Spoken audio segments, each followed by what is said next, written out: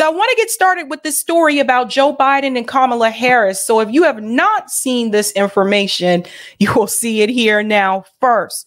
So it appears that I said before, the protests, the massive protests that have been happening across the world are actually starting to push some of these politicians. Now, is it pushing them as far as we want them to go? Not all of them, not most of them, but it is actually having an effect on the narrative that these politicians are actually displaying on mainstream media. And one of those people includes Kamala Harris and, of course, Joe Biden. Now, I want to get started with two clips from Kamala Harris. The first one is from 60 Minutes. The next clip is from a different interview. I don't think they say where this one takes place. Oh, just an announcement from Kamala Harris. And I want you to know that before you see this clip, what you are about to hear Kamala Harris say in these clips, I truly believe that had it not been for the mass movements that are happening across the world in reference to Israel and Palestine, I truly believe you would not hear her making this statement. But this is not just because of the protests. This is also because of recent polls. And we'll get into that in just a second as well. Let's get started with this clip here. Israel, without any question, has a right to defend itself. That being said, it is very important that there be no conflation between Hamas and the Palestinians. The Palestinians deserve equal measures of safety and security, self-determination and dignity. And we have been very clear that the rules of war must be adhered to and that there be humanitarian aid that flows. Israel, without any question, has a right to defend itself. That being said, it is very important that there be no conflation between Hamas and the Palestinians. The Palestinians deserve equal measures of safety and security, self-determination and dignity. And we're going to pause there for just a second, because who else just said that recently? That was Barack Obama. Barack Obama issued a statement in reference to this conflict with Israel and Palestine. I discussed that on this show. And one of the things that he said in that statement is that the Palestinian people have a right to self-determination and security. Now we hear Kamala Harris repeating the same talking point from Barack Obama. And this is something that I also want to point out, not just the protest that I think is really pushing some of these politicians to acknowledge that the Palestinian people do have this right to self-determination. But it's also the fact that Barack Obama, as I have mentioned on the show multiple times before, I truly believe that he is the one that is driving things in the background. Let's all remember, it took the statement from Barack Obama first, before Kamala has this rhetoric and before some other people have this rhetoric as well. And there have been speculations. We all know Joe Biden is not in the best mental state right now. We can see cognitive decline with Joe Biden. So there have been assumptions that Barack Obama may be behind the scenes helping with some of these decisions. We have been very clear that the rules of war must be adhered to and that there be humanitarian aid that flows. Okay. In the beginning, when this conflict started after October 7th, the main push that you heard from Democrat politicians was that there needs to be a way to get humanitarian aid into Gaza for the Palestinian people. And that was pretty much the most of what they would say, except for some of the members of the squad that have constantly supported the Palestinian struggle, like Rashida Tlaib, right? Now you notice the shift. Now you notice that they're starting to also say that the Palestinian people have a right to self-determination and security and safety. And they were not saying that before.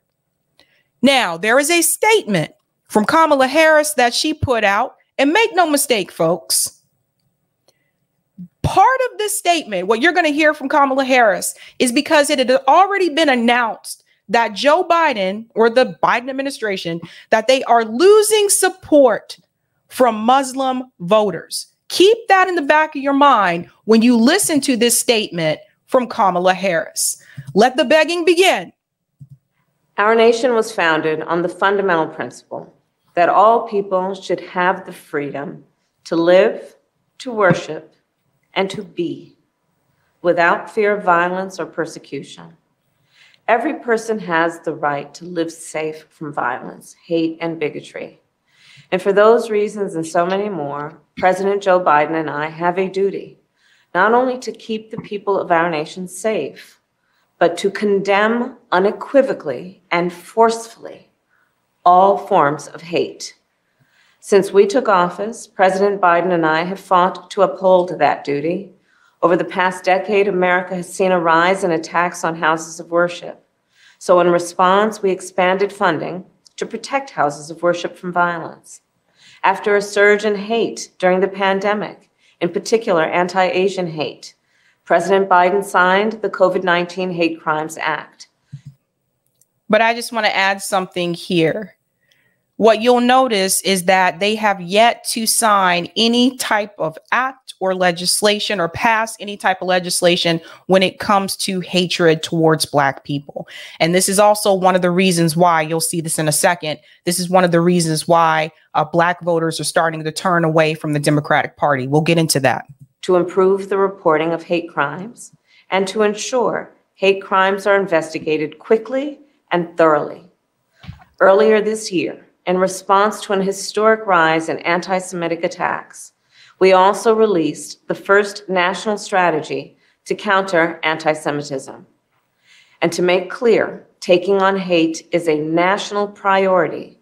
President Biden and I held the first White House summit to address hate-fueled violence, and we brought together religious leaders, community leaders, and survivors to continue our work to keep all Americans safe.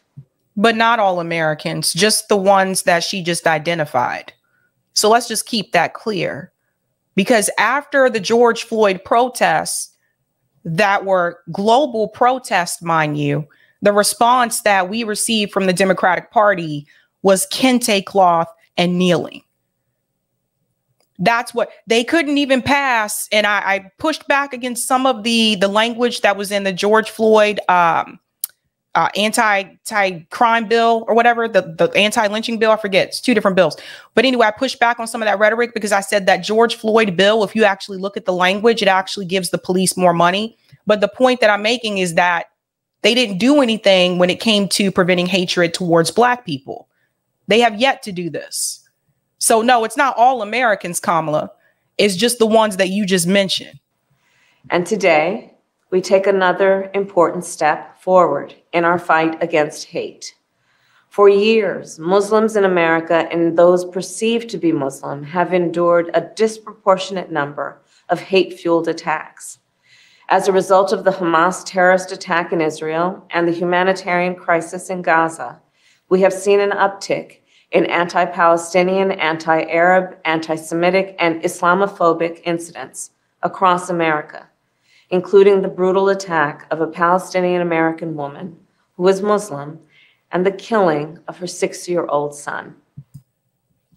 I want to pause here for just a second. I think you guys remember when I covered the story about the 6-year-old little boy that was murdered by their landlord, the Muslim boy. That was a couple weeks ago.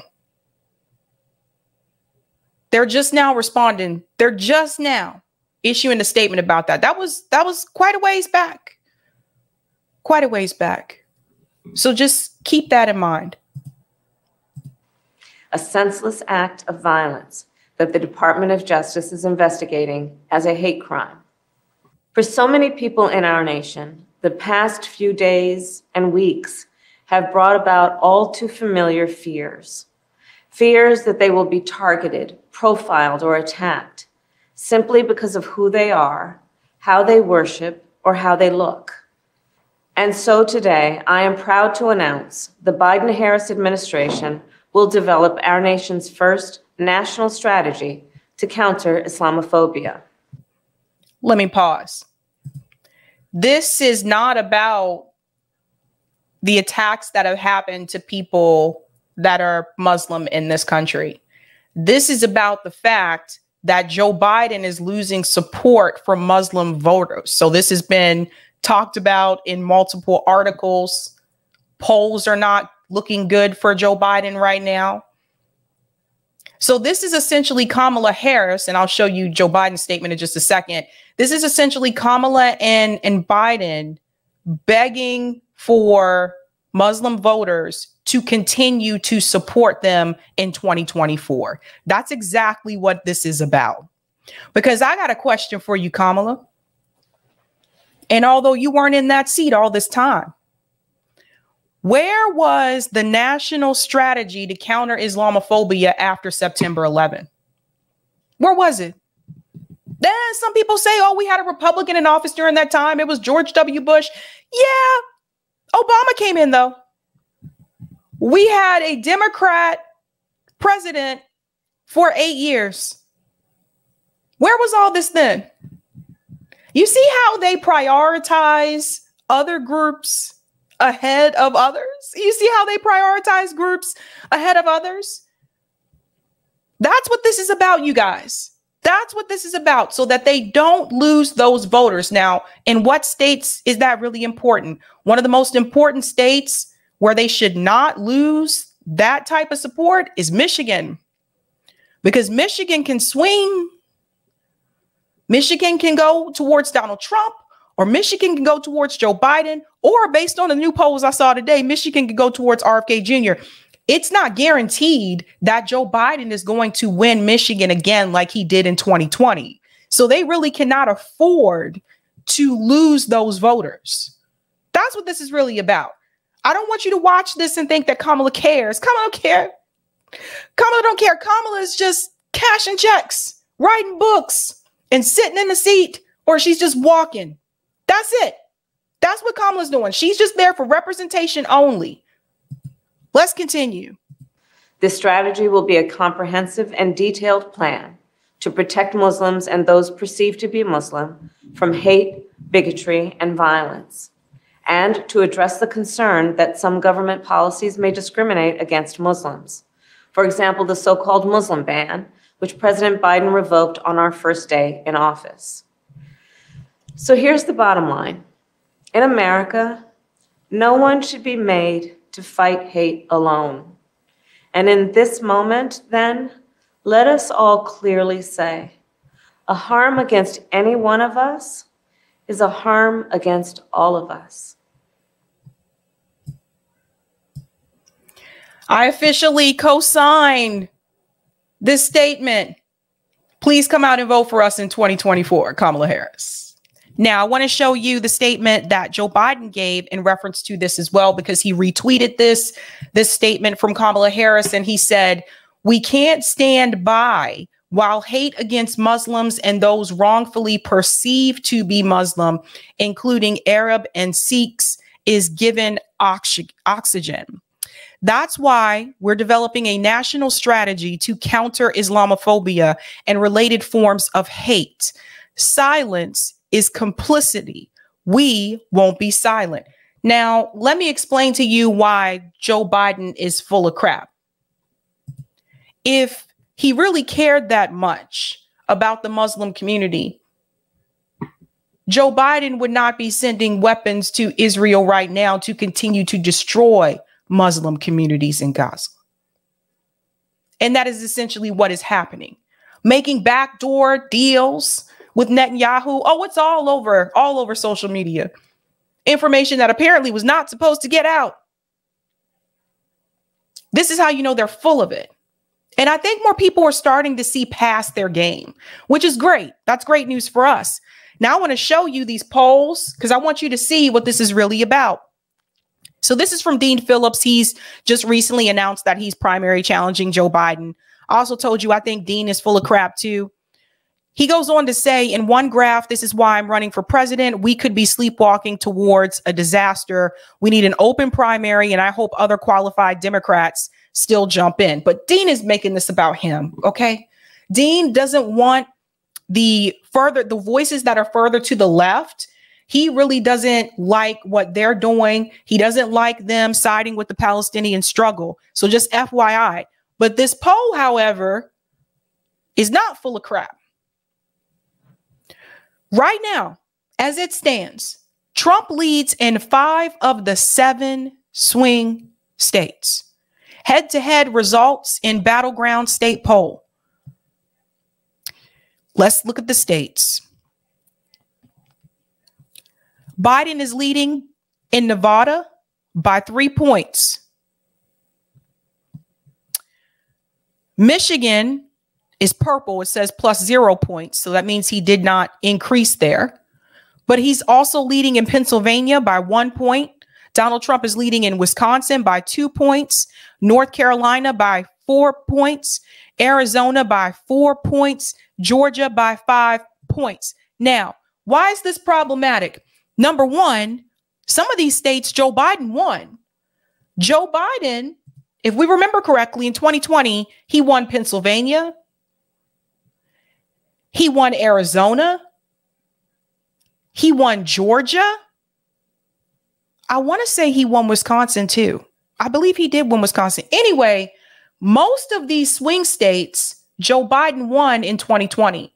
Now Donald Trump is leading in the majority of the swing states. I tried to tell people that just because Joe Biden won these states in 2020, it wasn't guaranteed that he would get these states again in 2024. Now, it's still early.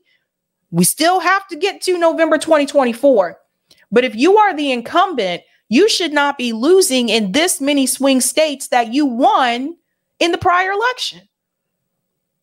This is a direct result of Joe Biden's presidency and Joe Biden's policies and how he failed the American people economically in this country.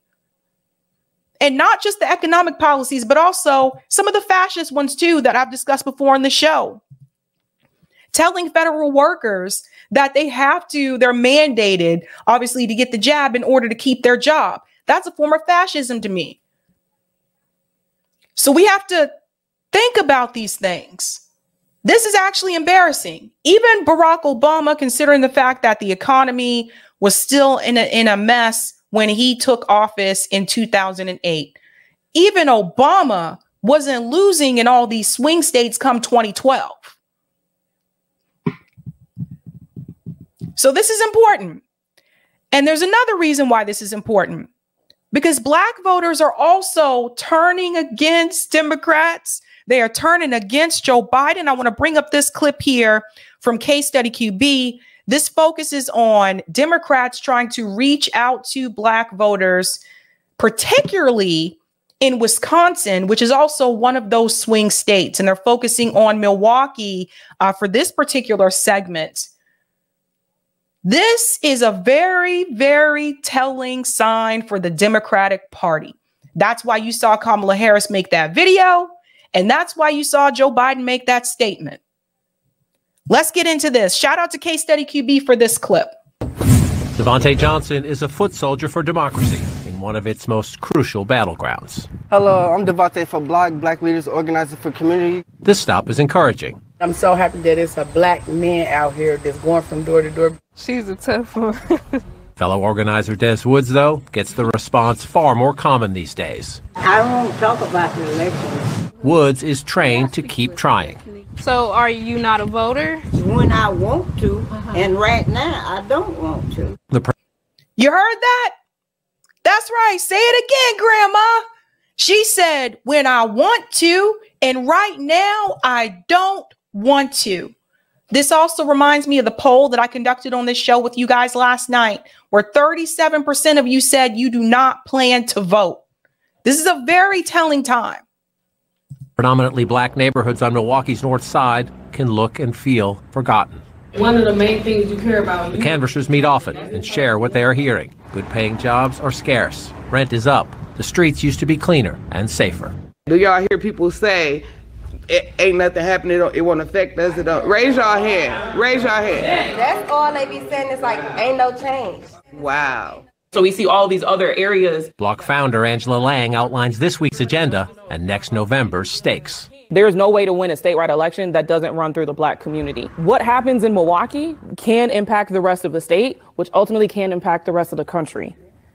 No pressure. The president was last here in August for a green energy event, and this old industrial site is being cleaned up with Biden infrastructure money. Putting in the work for Black America. But early spending on radio and TV ads targeting black voters is proof the campaign sees the problem. Those ads don't mention one issue critical here. People are wondering, what is he doing in terms of police accountability and criminal justice reform? Lang also says the president better show up more. People always want to see people actually paying attention, and sometimes that means being able to physically be here and engage. Black turnout soared here in the Obama years, but it dropped in 2016 and was flat in 2020. You hear that part? It was flat in 2020, dropped in 2016. Who ran for president in 2016? Hillary Clinton, right? So she was in the general election. So black voters in Milwaukee were not feeling Hillary Clinton. I wonder why. Right? So Milwaukee, one of the most segregated cities in the country, by the way, but the majority of the African-American population in Wisconsin is in Milwaukee. So in reference to the Democratic Party, what happens there can explain what will happen for the rest of the state for Wisconsin. We're talking about the cities that have the most people. So this is really important. This is very telling about how black voters are feeling about the Biden administration. Notice she brought up criminal justice. This is not going to go away. You know, you can't just put on kente cloth and kneel and think that, okay, black people are okay with us again now, when you are not actually giving anything to or doing anything to improve the lives of African Americans in this country. But we sit back and we see you doing it for everybody else. On a scale of 1 to 10, how would you grade the Joe Biden presidency in terms of its impact on your life and your community? A 4. A 4. Yeah, and I love Joe. Yvette Baker, though, sees a reason for optimism. The alternative is the man whose name I try not to say. Well, I'll say it. When we say, notice what she did. She said that Joe Biden, if a scale to 1 to 10, how has he improved her life? She said a 4. But then she said, but I love Joe. Why? See, this is the question that I would have asked if I was doing this interview. I would have asked her, why do you love Joe Biden? What is it about Joe Biden that you love so much, given the fact that you feel that he's not improving the material needs of not just your life, but people in your community? Why do you love him? This is the question we need to start asking voters. But why? Why do you? Because if they're not actually helping you and their policies in return are also harming you, maybe you don't actually like their policies or the party. Maybe you just like the fact that he's not the other guy. And should that be enough to make you go stand in line for hours again and vote for him? As we sit here today, the likely alternative is Donald Trump. Right. Would that be enough to motivate people, even if maybe they're a little on Biden? I think so. Joanna Brooks is one such voter. She owns a yoga studio just across the Milwaukee line in Glendale. All right, y'all. Like many we met in the city, Brooks says black voters get taken for granted. Black people in general, I think, tend to be pretty loyal to the Democratic Party. And sometimes I wonder, just based on how that party has performed thus far for people of color, if we should continue to be. But Brooks says that accountability exercise must wait until after 2024 because this is the problem of constant Republican attacks on abortion rights and voting rights. Let me pause there for just a second. This is the problem that we have within the black community. Notice what she said. She said black voters are loyal to the Democratic Party. Guys, let me ask you a question. Would you stay in a relationship with someone if you're loyal to them, but they are not loyal to you? Would you stay in a relationship with that person? Probably not, right? So why are we, those of us who are African American, why are we continuing to be loyal to a party that is not loyal to us in return? Why? Listen to what she says. Grew up almost certain that my rights were guaranteed, right? I took it for granted.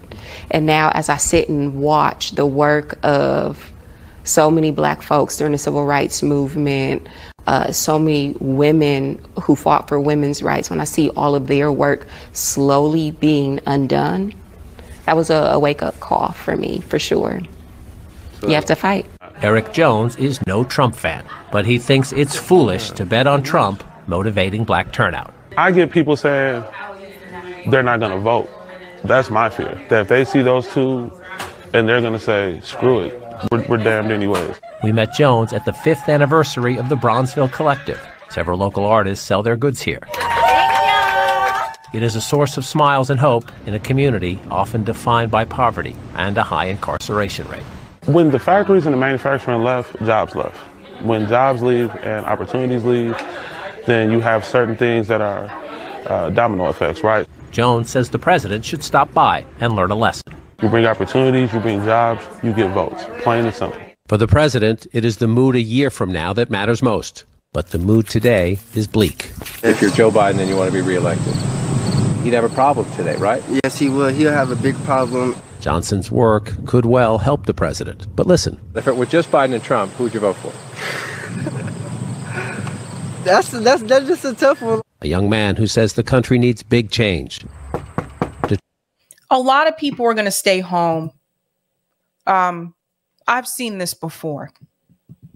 I don't think that they're going to get that type of turnout that they got in 2020 over the Trump fear, because I think what's going to happen if we do have a larger turnout this time around, I think it's because people are going to show up to vote for these third parties. People are going to show up to vote for RFK, for Cornel West, whoever else, emerges as an independent candidate or a third party candidate. I would attribute it to that. But I don't think we're going to see a lot of people come out to support Joe Biden like last time. Notice the difference between the responses from the black woman and the black man. And this goes back to some of the poll numbers that we've seen before, too, that more black men are more willing to say, nah, I'm not voting for the Democratic Party anymore. More black men have left the Democratic Party and have moved to the Republican Party. I don't think that's the answer either. I don't think you should be a part of either one of these parties.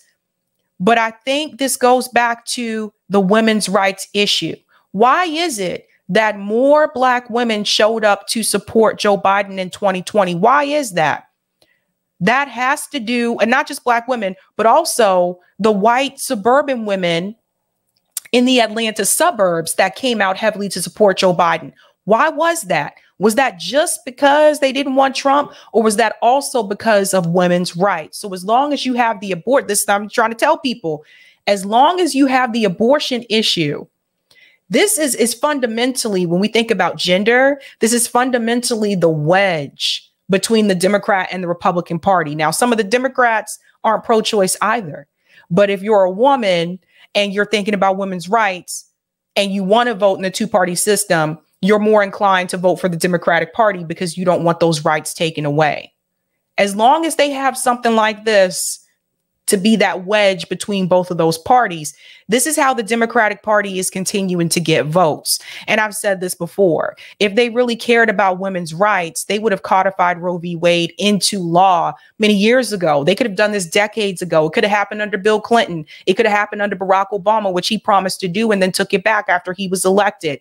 So the thing is, the Democratic Party used this as a card in their back pocket to continue to get support for the party, because they know they're not delivering anything for the people. So they're just basically trying to get you to vote for them out of fear. That's where we are.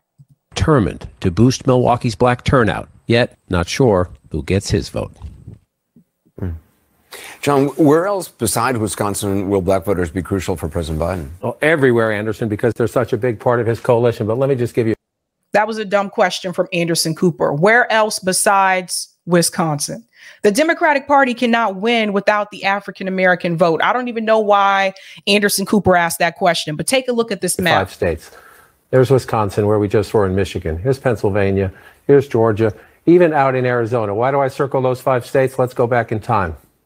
Donald Trump won them all in 2016. It's not just black voters. Joe Biden did better in the suburbs. Joe Biden in 2020 did better with some white working class voters. But to keep these blue, part of it is turning out black voters. Look at the percentage. In Georgia, 32%, nearly a third of the eligible voters in Georgia are black. In Michigan, it's 13%, Pennsylvania, 10%, Wisconsin, 6%, and in Arizona, 5%. These are just 5 of the most critical states for him to get his electoral math again. And again, we've placed phone calls into some of these places. But when we were in Milwaukee and heard it on the streets, Anderson, it's not all about Biden, but people are just despondent. And when you hear older black women say, I might not vote, that better be a wake-up call to the president or he's in trouble. Yeah. And this is a time where African Americans in this country could leverage their vote. Ask for some concessions. I don't vote in the two-party system, but if you're going to vote in the two-party system, you better come with some concessions. This is the time that you could do that because Joe Biden's in so much trouble here. Come with some concessions. By the way, other groups do this. Other groups do this because friends of mine, like my Latino friends, they do this. My Jewish friends, they do this. My Asian friends, they do this. They ask for something for their vote. So if you're going to continue to do that, honestly, now's your best shot. From what I've seen, now is your best shot. And you'll see how badly Joe Biden and Kamala Harris actually want to win if they actually really want to win. Don't stay there. I want to bring in CNN political commentator Van Jones, a former special advisor to President Obama. How concerned, Van, are you about enthusiasm levels for President Biden among black voters? Here comes in the token milk dud.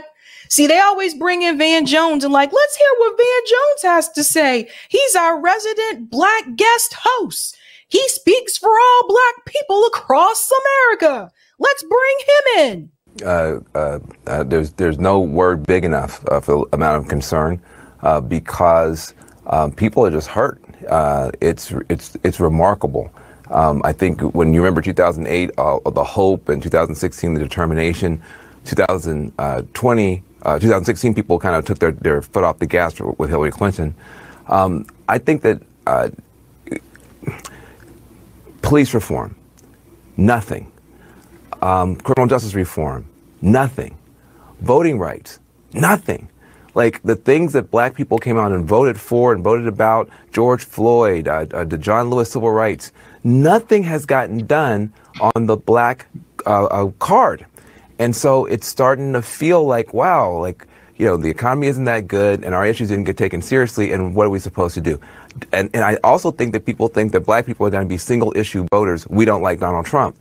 I don't think that's smart. There might be some black single issue anti-Trump voters, but you also got people who are having problems filling up their gas tank and they've got other stuff that they're concerned about. So Van Jones is not one of those people that has problems filling up his gas tank. Remember, he got that money from Jeff Bezos. So don't let him.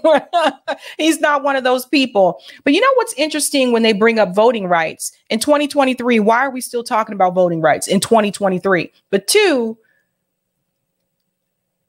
do voting rights matter if you're being killed by the police? What's more pressing? Do voting rights matter for the black community if you can't get into your car and drive down the street without being pulled by the police just because of the color of your skin? Something to think about. I don't hear too many, by the way, having worked with a lot of young people, I don't hear too many Black Gen Z kids talking about voting rights. I hear them talking about issues that are going to save their life. Look, John King has put his finger on exactly what is happening across the board. You're hearing in every black church, every black community center, every barber shop, every nail salon, exactly what he found. Van, I mean, to your point, there was the guy in John's story. It's always interesting to me how they mention those places, the church, the barber shop, as if those are the only places that black people congregate in. This always just cracks me up. Oh, but the black church, they're saying this, they're saying it at the barber shop, as if we don't do other things. As if we don't go to the gym. You know what I mean? Like, I'm not at the barber shop.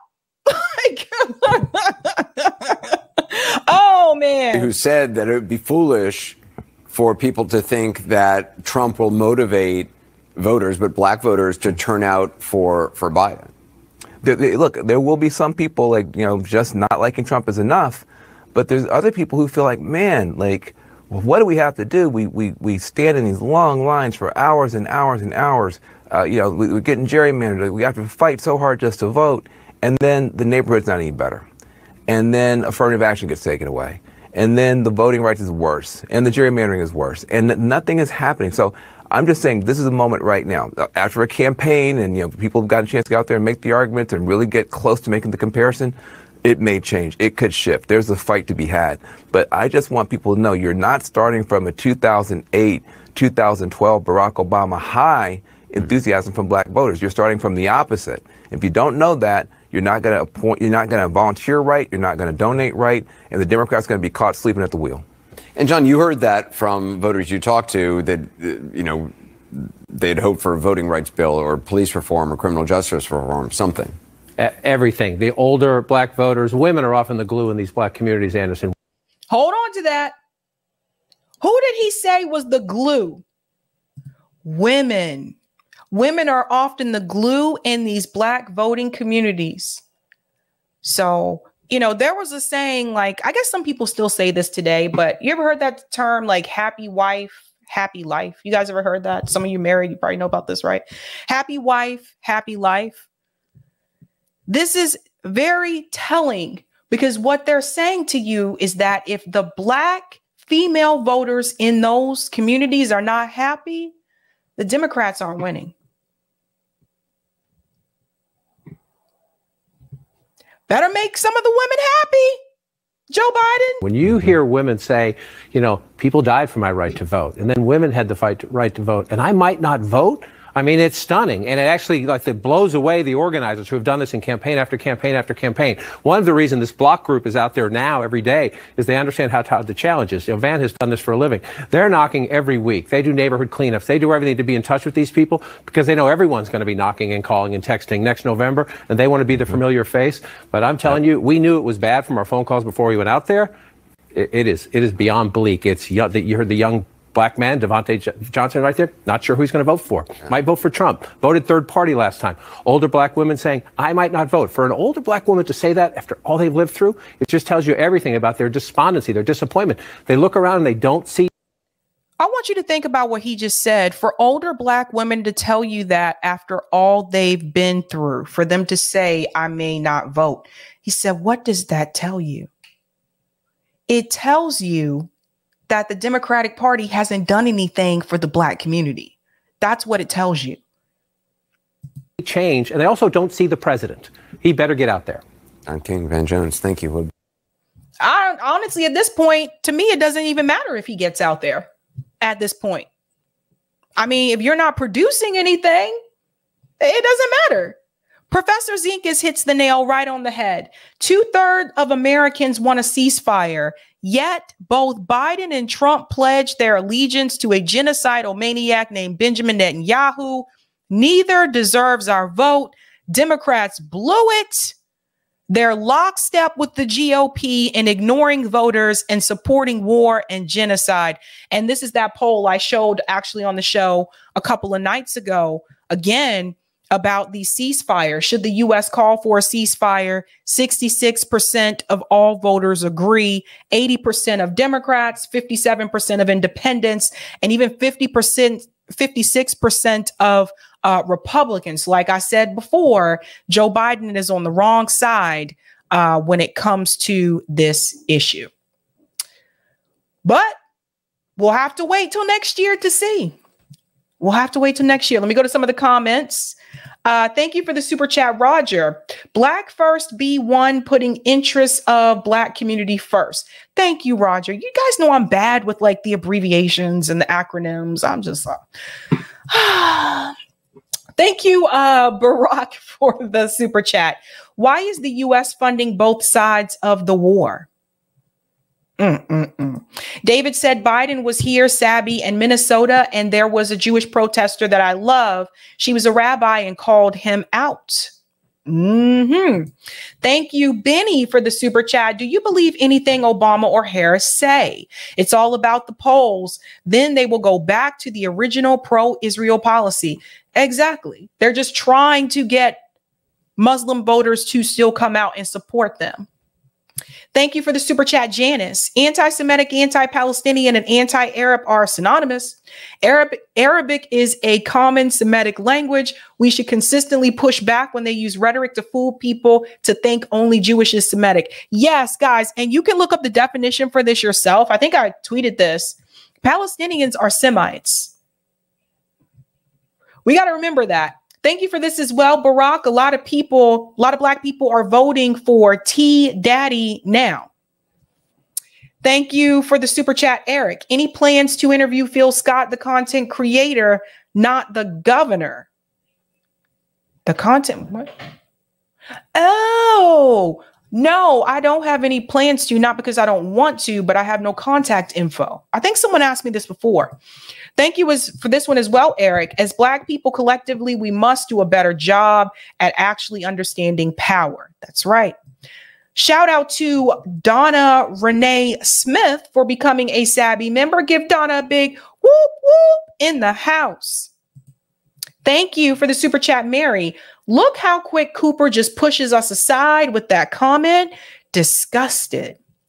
Thank you, M. Smith. Don't leverage your vote for promises. Yeah, like, honestly, for those of you who want to participate in this, then you really need to ask for these things, these concessions to happen prior to the vote, like M. Smith is saying. Shout out to Robert for the super sticker. Sebastian says, Sabby, I noticed more and more Black people voting for Trump because of migrants and the economy. I've heard about that too, particularly in Chicago. I think I was actually tagged in a video that someone created about that earlier. And thank you for the super chat, Mary. Ha, ha, ha. Token milk dud. Man, Sabby. Ha, ha, ha. He does remind me of a milk dud. You know, little milk dud. I'll take that comment on Rockfin, Eric. Van Jones, the milk dud. Thank you for the tip on Rockfin, Roger. When you screw millennials in the Democrat presidential primary twice, when you tell I am going to deliver you 2,000 checks if you elect Warnock and Ossoff, when you force Jim Crow Genocide Joe on us, when you screw us on what we need for our community, when you only look out for Medicare recipients but refuse to extend it to all, you do all these things, understand that for every cause there is an effect.